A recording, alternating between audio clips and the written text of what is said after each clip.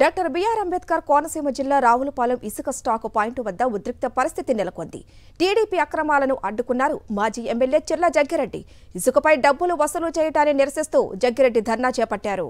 ఏదైతే చంద్రబాబు నాయుడు గారు ఉచిత ఇసుక ఉచితం అనే మాట చెప్పారు.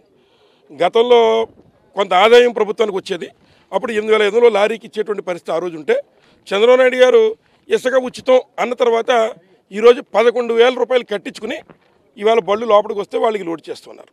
ఇవాళ ఇక్కడ మీరు ఉన్నటువంటి వెహికల్ చూస్తే ప్రతి ఒక్కటి కూడా బయట నుంచి అంటే విశాఖపట్నం లేదా విజయవాడ బ్లాకులు అమ్మేసుకునేటువంటి వెహికల్సే తప్ప ఎక్కడ ఒక్క ట్రాక్టర్ కూడా ఇందులో యాక్సెప్ట్ చేయట్లేదు. అలాగే ఎవరైనా వచ్చి పొరపాటున నియోజకవర్గం వాళ్ళు ఎవరైనా లోడ్ చేయించుకుంటే ఇతను ఈ పార్టీ సానుభూతి పట్టు కాదు కాబట్టి అన్లోడ్ చేయండి అని చెప్పి నిజంగా కొంతమంది దళితులు చిన్న చిన్న వాళ్ళు ట్రాక్టర్ ఓనర్లు లేదా లారీ ఓనర్లు ఎవరన్నా ఉంటే వాళ్ళు కూడా మళ్ళీ అన్లోడ్ చేయించి పంపించేసే కార్యక్రమం చేస్తున్నారు.